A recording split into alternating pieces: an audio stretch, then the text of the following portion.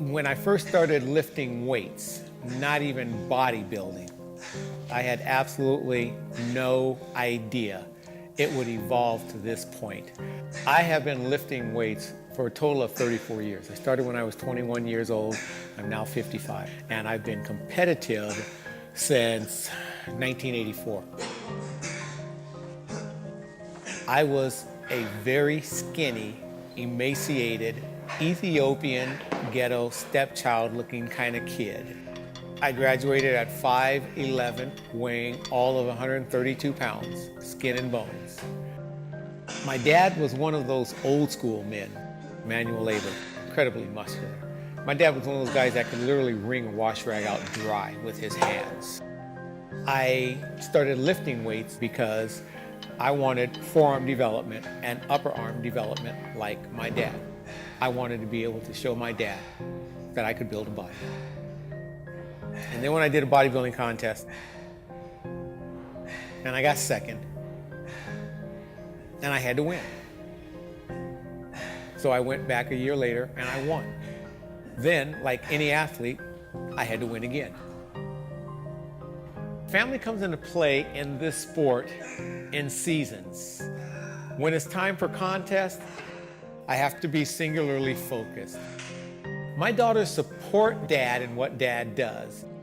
They marvel at the longevity of me doing this. But the bottom line is Michael Jordan doesn't play basketball anymore. Muhammad Ali doesn't box. We all reach a point in which we can no longer do what we love to do and what we're good at doing. Every year when I compete, I look at the pictures and I would hope that I'm smart enough to recognize when it's time for me to hang it up and call it quits. That is going to be a hard pill to swallow because it's kind of like the person that retires. I don't know what I'm going to do then. I view bodybuilding as both an art and a sport. When I am on stage, I think of my performance as fun. Everybody come together, let's go, yo. Hey, I'm feeling alright, just one of them days, everything go right now. Like to keep this vibe throughout the day, if that's okay. Yo, I'm feeling so outrageously good, so fresh, bring the vibe the only way that I could. Cause it's a new day, new walk for me, and possibly this a whole new start for me. So yo, hey, I'm feeling good like I'm in Hollywood. Hey, I feel on top of the world now. The interpretation of a basic pose, that's an art form. That's how do you move, how do you flow, how do you interpret a song, a routine, how do you take a pose that's just a straight on front double biceps and make it look classical like Frank Zane or Lee Labrada. They go right now, like to keep this vibe throughout the day, if that's okay. Hey, everything's okay, now I want this feeling that I'm having today to stay with me for the rest of the night, if that's alright. Hey, I'm feeling alright, just one of them days, everything go right now. Like to keep this vibe throughout the day, if that's alright. I mean, a competition is a kick too. Yes, I want to win, I plan on winning, I hope to win, but nobody remembers whether you won or lost. After a week or two after the show is over with, everybody forgets that. They never forget a great posing routine. Never.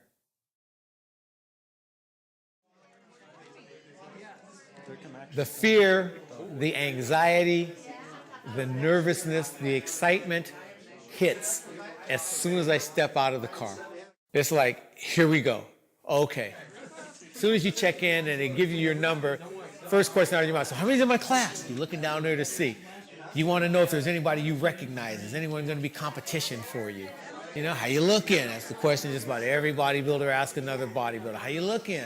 So you dialed in for this? You ready for this? What class you going in? You can tell those that are really nervous, they're just like constantly looking all around and trying to take it all in. First, second, third time competitors. And then someone like me, I try and be cool. I try and be like, this ain't no big deal, you know. But inside, I'm churning just like everybody else. The first pose for men and women will be the front double bicep. Does she look good? Yeah, she looks good. For off season, she looks great.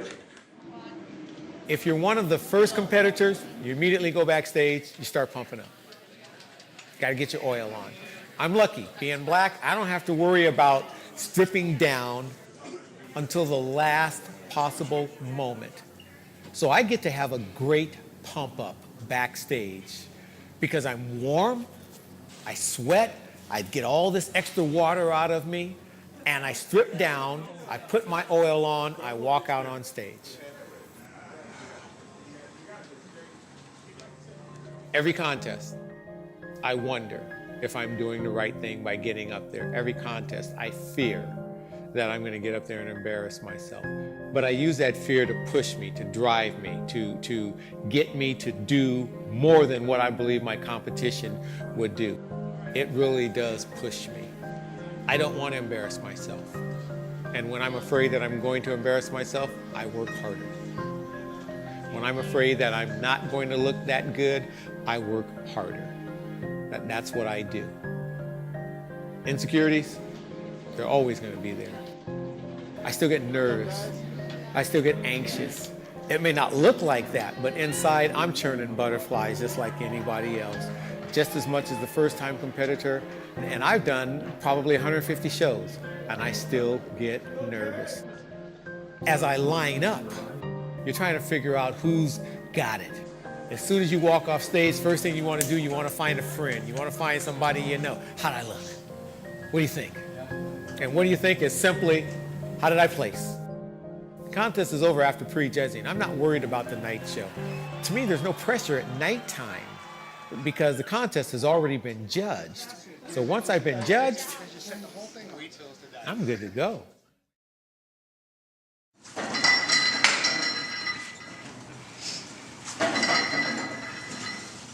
I see myself being able to achieve my goal of being a figure competitor.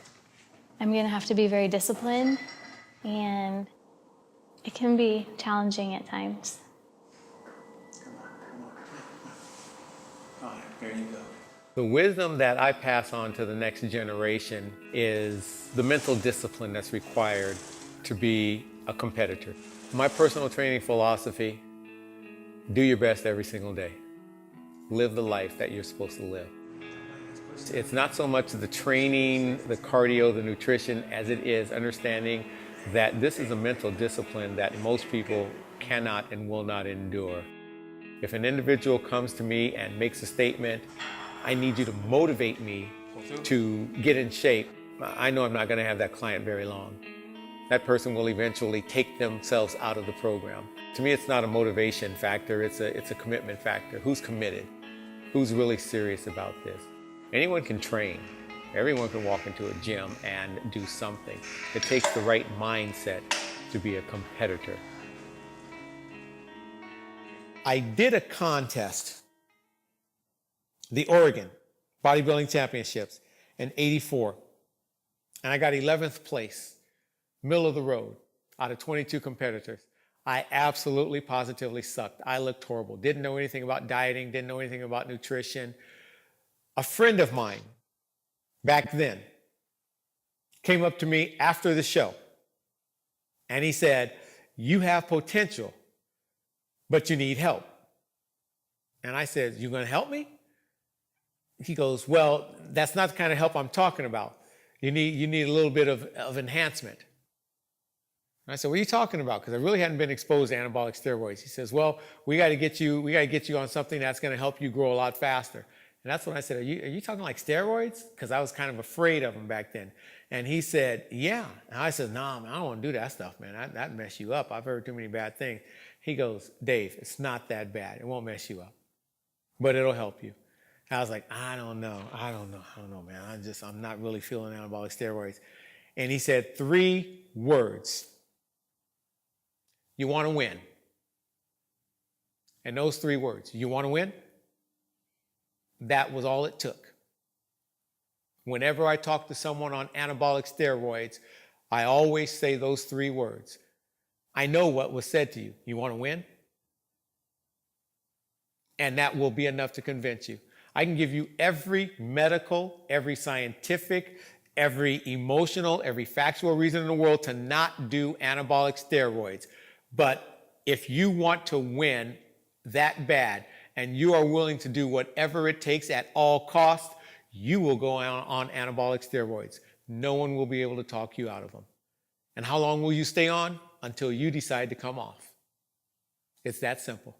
I was on for 2.5 years. During that period of time, I lost my wife, I lost my kids, I lost my business, I lost my home, I lost my car.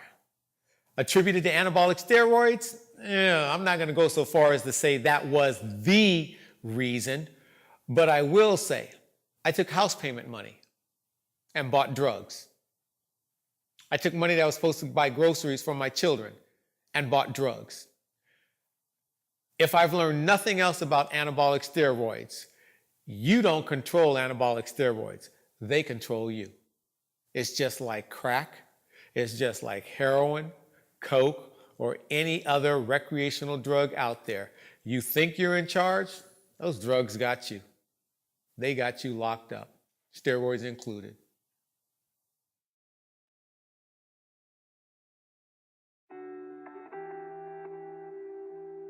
It was a very hard pill to swallow, knowing that my time had arrived. Everyone has a time. There's a season. My season was over. I came off of the Washington Ironman last year, and I didn't feel good about my look. I was like, this isn't where I want to be going with this. I know I'm not going to get better, but I just didn't like the way things were looking, and I didn't like the way things were feeling, and my work potential wasn't there anymore. Too many joint issues, too many problems. I came home, I thought about it. I was reflective for about a week, and that following Sunday, I remember calling a friend and saying, I'm done. I'm going to do the Emerald Cup next year. It's their 30th anniversary. It's my 30th year of competition. I'm going to do that, put everything I have into it, and then it's time for me to get out. The competitive side in me still strives to be number one. I've always had that mindset. Mentally, I still want to step on stage and go toe-to-toe with those guys. Mentally, I still think I'm competitive with them. I'll accept defeat gracefully. But when I consistently start taking even out of the top 5, I have to reassess my physique. It's not my competition. They're doing their job, and I'm doing everything I can do. But I'm finding out, as every athlete eventually finds out, my time is coming to an end.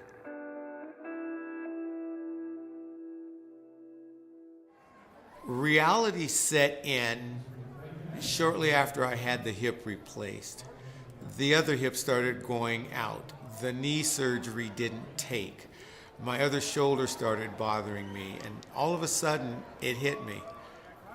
I'm old, and the body is breaking down. I need to reevaluate what I'm doing, and whatever decision I come up with, I've got to be good with that. The fear of walking away from competition, that I will not have the passion, that was there. This has always been my push. What am I going to do? And it hit me very quickly. This is a way of life with me. I'm just walking away from competition. I'm not walking away from a lifestyle of health, fitness, nutrition, teaching, training, education. I'm simply saying I will no longer competitively step on stage. As much as I say I have all of these things that I'm going to do, the reality is it does scare me. What am I going to do? This is what I've done for 30 years. What am I going to do? I have a whole life set up afterwards. What am I going to do?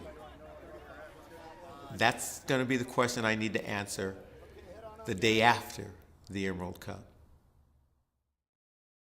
One of my philosophies is, in general, we really don't make a good or bad decision.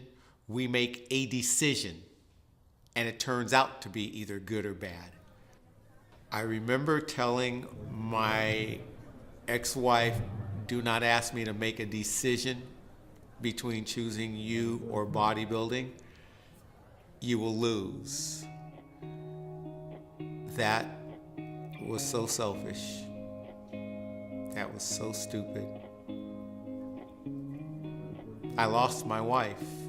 I lost my wife. She didn't lose, I lost.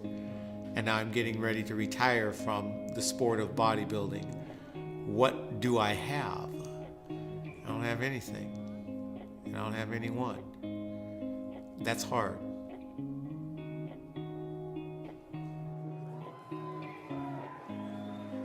If my mom were alive and I had 10 minutes to talk with her, I would give her, first of all, the biggest hug you could ever imagine.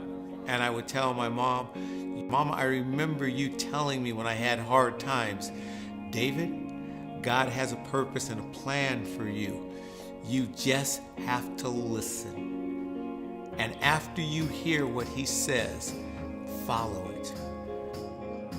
If I could bring back my dad, I would first start by saying, I hope I did you proud, Pops. I hope I accomplished what you wanted me to accomplish, because I remember you saying, the reason you're pushing us so hard is so that we can have a better life than you.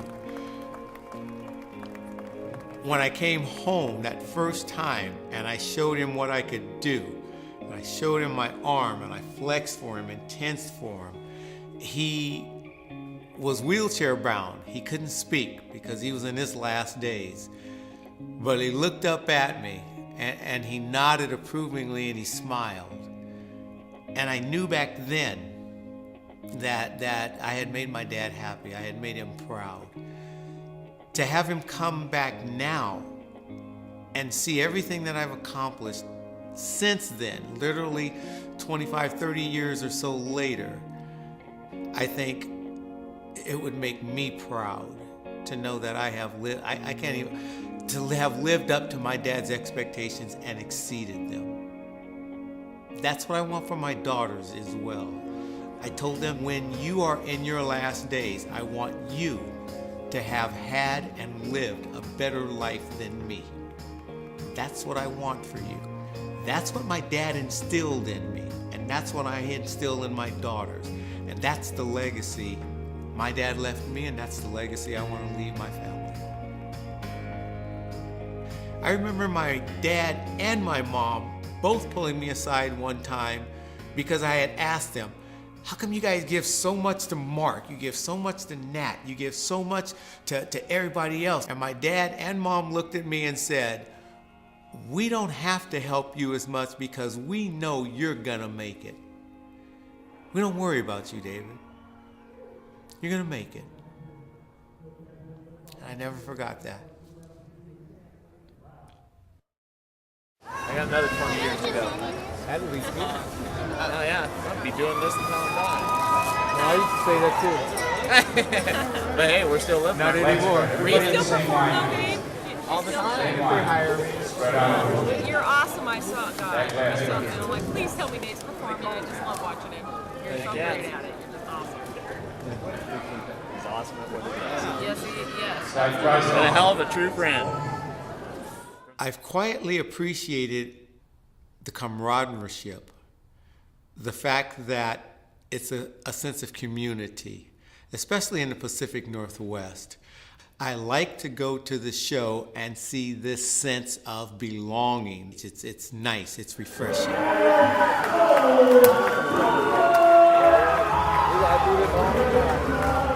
done, it's all you now, man. I'm done. It's done. You done moved up a place. Let's go. I didn't think that's the only way I can do it, because I was looking at you like, damn. You have just elevated your status in the bodybuilding community. You know what, but you're my inspiration, man. That's what I told him. He's everybody's inspiration. You're my inspiration, man.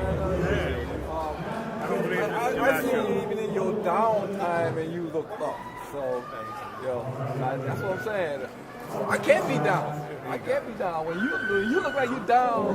You got so much personality. So you're the one that Kim actually clowns with. Yeah, I know, that's my boy. And he loves to have fun with you. Yeah. So you shine. Well, the pleasure is being up on stage with you. You know, my biggest thing was meeting you 3 years ago. Okay. I'm out of California. I remember that, man. Every year, I really do look forward to seeing you here. You become a friend, a distance friend. Right. I appreciate you. I'll see you here every year. Thanks, man. Was this all worth it? Absolutely.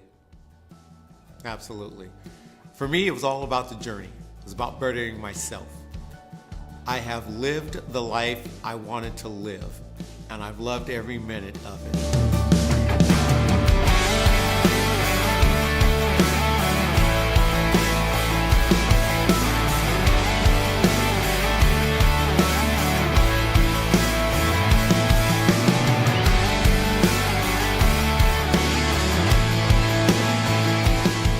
The only true retirement is that of the heart.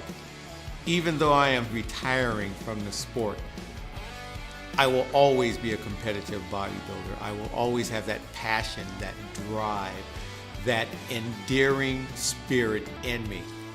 I'm walking away because physically, the body cannot do what mentally I want it to do anymore. But I'm still a bodybuilder. I will be until the day I die.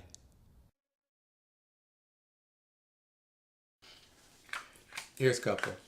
This is when I tried to get you guys into lifting weights. I do remember that. You remember that? You had like this crazy idea of us touring, and I was just like, there's no way I'm gonna be a bodybuilder. Wow. But I was tripping. I mean, you had ambitions, I suppose.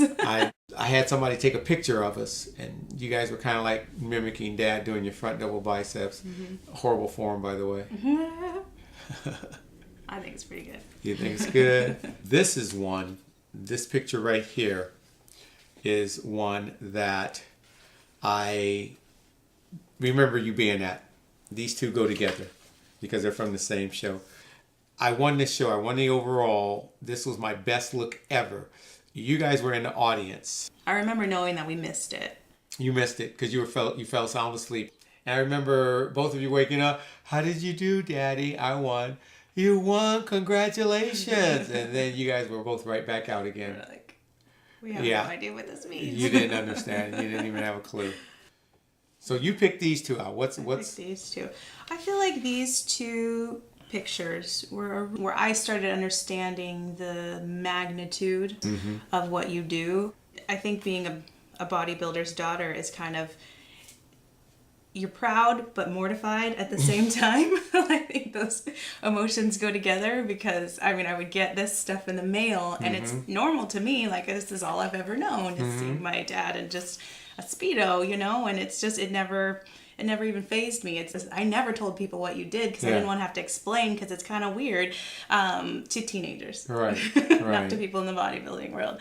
I just recognized at that point that it's not something that I have to be embarrassed about or explain for you or anything like that. It's just, it's who my dad is. And this picture, I just remember that when you were in college and you always said, you know, you have to be better than me. You have to do, your children have to be better than their parents. And then when I went to college and got my bachelor's degree, I felt like that's really when I was just like, now he can be proud of me. I'm working as hard as my dad. And it's been a little challenging to try and follow you in your footsteps, but I feel like we etch out our own paths. And it seems like you've always questioned whether we were proud of you or loved what you were doing, or thought that you always wondered if we thought you were a good dad and all of that stuff. And I always wondered, like, why does he stress out so much if we don't call him, or if we, I just always wondered, like, I think he thinks that we don't care